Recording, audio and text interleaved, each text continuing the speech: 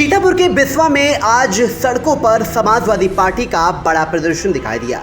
आपको बता दें कि उत्तर प्रदेश में बिगड़ती शिक्षा व्यवस्था, पेपर लीक, यूरिया की भारी किल्लत, बेरोजगारी, महंगाई और रामपुर में की जौहर यूनिवर्सिटी पर हो रही बुलडोजर कार्रवाई को लेकर समाजवादी पार्टी का आक्रोश सड़कों पर उतर आया। पार्टी के राष्ट्रीय अध्यक्ष अखिलेश यादव की हिरासत का विरोध करते हुए सपा कार्यकर्ताओं ने पूरे प्रदेश में मोर्चा खोल दिया है। इसी कड़ी में बिस्वा तहसील क्षेत्र में भी सपा कार्यकर्ताओं ने सरकार की नीतियों के खिलाफ हुंकार भरी।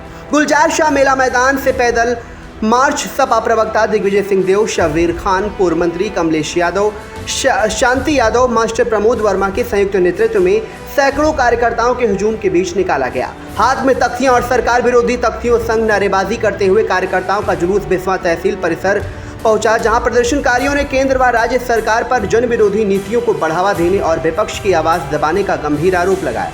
कार्यकर्ताओं का कहना है कि किसान यूरिया के लिए भटक रहे हैं, युवाओं का भविष्य पेपर लीक की भेंट चढ़ रहा है, स्मार्ट मीटर और जर्जर बिजली के तारों को बदले जाने और सरकार बदले की राजनीति के तहत रामपुर की जौहर यूनिवर्सिटी का बुलडोजर चला रही है।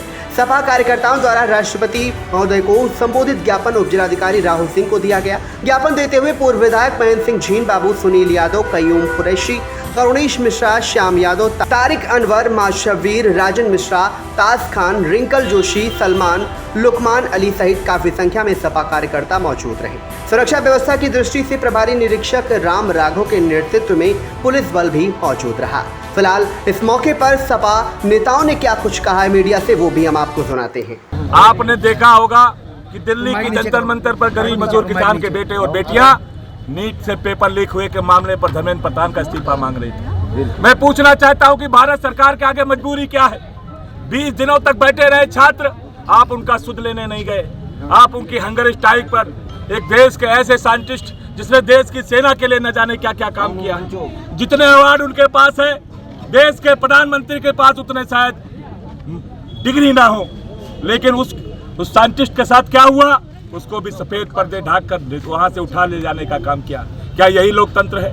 क्या देश के लोकतंत्र में हमारे संविधान ने हमें जो राइट टू स्पीच के दिए है, क्या वो हमारा मौलिक अधिकार हमारे पास नहीं है? क्या हमारे बच्चियों को लाठियों से बुरी तरह से पीटा जाएगा? हमारी बेटियों के कपड़े फाड़े जाएंगे?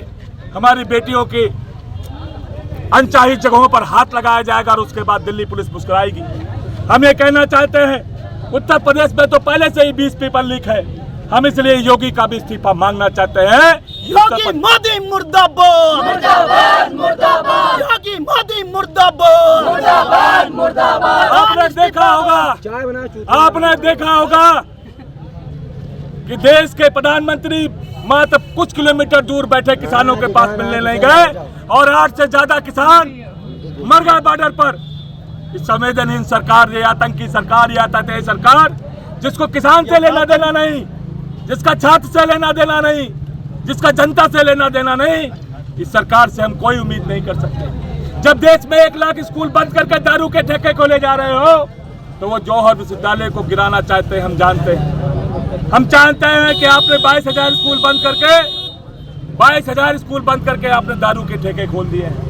लेकिन याद रखिए, देश दुनिया का इतिहास रहा है, जब नौजवान छात्र क्रांति के लिए आगे बढ़ता है तो किसी लाठी, गोली और आंसू गैस के गले और पानी के बौछारों से नहीं डरता। इंकलाब जिंदाबाद, इंकलाब जिंदाबाद। देश की आजादी का इतिहास है, देश की आजादी का इतिहास है कि महज 21, 22, 18, 19 साल के नौजवानों ने फांसी के फंदे पे चढ़कर अंग्रेजी सरकार को देश से भगाने का काम किया। और इतनी बड़ी संख्या में जब नौजवान सड़कों पर है, तो मैं चाहता हूं कि धर्मेंद्र प्रधान को तुरंत इस्तीफा दे देना चाहिए, नैतिक आधार पर देना चाहिए। लेकिन अगर वो खाद पर नहीं बोलेंगे, बिजली पर नहीं बोलेंगे, वो हमारा विश्वविद्यालय गिराएंगे, तो याद रखिए कि यहाँ इस बिस्वा के तहसील में भी हम एक नया जंतर मंतर बनाने का भी काम करेंगे। इंकलाब जिंदाबाद, इंकलाब जिंदाबाद। कैमरा घुमाइए, आवाज दो, कैमरा घुमाइए नौजवान की तरफ, जो बस्ता लेकर भी कम उम्र में हमारे साथ खड़ा है। अगर देश की आजादी के समय इस उम्र का नौजवान ना खड़ा होता तो शायद देश को आजादी ना मिल पाती। तो हम बाबा साहब से लेकर भगत सिंह तक उनके विचारों से प्रेरणा लेकर ये कहना चाहते हैं कि अगर धर्मेंद्र प्रधान ने इस्तीफा नहीं दिया तो तैयार है, इससे भी बड़ी क्रांति आपको देखने को मिलेगी। पर तो मालूम है आप सब लोगों की कि किस बात पे दिए हैं। और ये जो नीट परीक्षा को लेकर जंतर मंतर पे धरना हो रहा था, उस धरने में वाक्यूम को उठाकर पुलिस ले गई। वहीं से शुरुआत हो गई कि इनको क्यों उठाकर ले गए भाई। जब वो धरना दे रहे थे तो उनको उठाकर नहीं ले जाना चाहिए था, पहले कोई निर्णय करते, लेकिन निर्णय वो कर नहीं सकते थे, इसलिए उनको उठाकर ले गए। उसी के बाद में छात्रों में एक उबाल आया और वो छात्र निकल पड़े जंतर मंतर के लिए। ये वहाँ पे जो दुर्घटनाएं हुई, लोग को लाठीचार्ज हुआ, आंसू गैस के गोले फेंके गए, महिलाएं घायल हुई, आदमी कई घायल हुए, किसी का सर फटा, किसी का हाथ कटा। कि एक महिला उसमें धरने में जो थी वो लड़की मतलब मर गई। और एक पुलिस की कांस्टेबल भी थी महिला, वो भी खत्म हो गई। तो ये सब नौबत क्यों आई?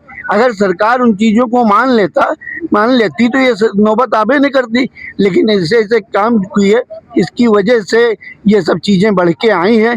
और उसी को लेके हम लोगों ने भी अपने नेतृत्व के आदेश पर, माननीय अखिलेश यादव जी के निर्देश पर, हम लोग हर तहसील में अपने अपने क्षेत्र से आकर यहाँ पे धरना प्रदर्शन इसलिए कर रहे हैं कि जो नीट परीक्षा हो रही है उस पर धांधली रोक की जाए और जो इसमें दोषी पाए जाए उनको सजा दी जाए।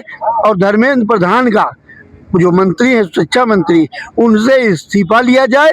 वो अपनी गलती, उनकी गलती है, उस गलती को मानते हुए उनका इस्तीफा लिया जाए, दूसरे को शिक्षा मंत्री बनाएं। और खाद की समस्या, बिजली की समस्या, ये जो चीज़ें हैं महंगाई की, इन पर सब पर अगर काबू नहीं पाते हैं तो फिर ये हम लोग फिर दोबारा कार्रवाई करेंगे। आज ज्ञापन दे दिया है। क्या भारत सरकार इस जो चल रहा है इस समय वर्तमान में ये धर्मेंद्र प्रधान को इस्तीफा को लेकर के, क्या सरकार इस्तीफा मंजूर करेगी? क्यों नहीं करेगी? जब इस तरीके से हम लोग धरना प्रदर्शन और सारी पार्टियां मिलकर धरना प्रदर्शन कर रही हैं और हम लोगों का हक है कि हम लोग आवाज़ उठाएं। हर गलत काम पे हम लोगों को आवाज़ उठाना और उस आवाज़ को सुनना भी उनका कर्तव्य है। लड़कियों के कपड़े फाड़े जा रहे हैं, सरकार सुनने वाली नहीं है। हम लोगों की एक ही मांग है कि धर्मेंद्र प्रधान इस्तीफा दें, मुख्यमंत्री प्रधानमंत्री भी इस्तीफा दें। और जब तक इस्तीफा नहीं देंगे तब तक हम लोग धरना प्रदर्शन करते रहेंगे। अगर वक्त आएगा तो सड़कों पर भी प्रदर्शन करना चालू हो जाएगा और पूरा देश जो स्थितियाँ पहले नेपाल की हुई वो स्थिति पैदा कर दूंगा। हम लोग इतना ताकतवर हैं और बहुत बड़ा आंदोलन करने की मूड बना है। अगर इस्तीफा नहीं देंगे तो आंदोलन जारी हमारा। और इसके अब इस जौहर विश्वविद्यालय को लेकर आपकी मांग? जौहर विश्वविद्यालय को मेरी मांग है सरकार से, इसको गिराया नहीं, उसको सरकार अपने कब्जे में ले ले। लोगों का जो हमारे बच्चे, हमारे छात्राएं हमारे पढ़ रहे हैं, कम से कम उनका भला हो। हम कह रहे हैं ठीक है, अगर गलत वो साबित कर रहे हैं तो उसको गिराया नहीं जाए। हम लोगों की सरकार की से मांग है, हमारी पार्टी की मांग है कि उसको गिराया नहीं जाए, हमारे बच्चों का भविष्य खतरे में पड़ जाएगा। मंत्री जी, अगर जौहर विश्वविद्यालय सरकार गिरा रही है तो उस कंडीशन में समाजवादी पार्टी का क्या रुख है? समाजवादी पार्टी का डेलीगेट अभी कल जा चुका है, माता पांडे के सिस्टम जा चुका है। और अगर वो गिराएंगे तो राष्ट्रीय अध्यक्ष भी हमारे जाएंगे और युद्ध स्तर पर उस पर हम लोग कार्रवाई करने के लगे रहेंगे। अच्छा मंत्री जी, एक चीज़ बताइए, अभी जैसे जो पार्टी विपक्ष का मामला है, जो सत्ता पक्ष की पार्टी है, उसमें उसका कहना है कि जो धरना प्रदर्शन जंतर मंतर पर किया गया उसमें तमाम विपक्ष के लोग भी वहाँ पे मौजूद थे और विपक्ष के लोगों ने जो ही उसको जो हवा दी है। और उसमें जो लड़के हैं, जो बच्चे हैं, आम छात्र ना होकर वहाँ पर राजनीतिक छात्र और राजनीतिक गुंडे भी। भारतीय जनता पार्टी शुरू से ही झूठ बोलती चली आ रही है। उनके पास झूठों का जो जुमला हुआ है वो जुमलेबाज हैं। आरएसएस के लोगों को उन्होंने शादी वर्दी भेज करके हमारे छात्र छात्राओं को जो है वर्दी पार्टी के कपड़े फाड़े करके उनको शर्म आनी चाहिए करके हमारी डिम्पल यादव का भी आपने लोग चोट लग गई करके देखा नहीं देखा आप लोगों ने करके। और हमारे नेता भी चोट खा रहे हैं करके, लोग भूखे पैसे मर रहे हैं करके हैं। ये सब झूठेबाज हैं। ये आरएसएस के बीजेपी के लोग ही शादी वर्दी में मारपीट कर रहे हैं और सरकार के इशारे पर। सोशल मीडिया पर तरह तरह की पोस्टें आ रही हैं, सोशल मीडिया पर तरह तरह की पोस्टें आ रही हैं और ब्राह्मणवाद मुर्दाबाद के नारे लगाए जा रहे हैं। क्या विपक्ष को क्या ब्राह्मण की वोट नहीं चाहिए क्या? ये जो नारे लगा रहे हैं वो आरएसएस वाले लगा रहे हैं, बीजेपी वाले लगा रहे हैं। हमारी पार्टी के लोग जो है वोट के लिए उनका सम्मान दे रहे हैं। अभी आपने देखा जनरल किसने बनाया? पार्क अखिलेश यादव ने बनाया, मुलायम सिंह ने बनाया। जो है हमारे नेता प्रतिपक्ष कौन है? माता प्रसाद पांडे जी हैं। हम तो सम्मान हमेशा ब्राह्मणों करते चले आ रहे हैं और करते रहेंगे। भीमराव अंबेडकर जगह जो कॉरिडोर बनाया गया है वो किसकी सरकार में बना? हैं? भीमराव अंबेडकर का जो कॉरिडोर बनाया गया वो किसकी सरकार में बनाया गया? वो हमारी सरकार ने बना था करके, हम लोगों ने बनाया था करके, और हमने अभी जो है अम्बेडकर की जयंती में बहुत बढ़िया रैली निकाले थे करके। सारा काम जो हुआ हमारी सरकार ने ही किया करके, विपक्ष कुछ नहीं कर रही, विपक्ष खाली झूठों का हमला ये घूम रही करके। धन्यवाद।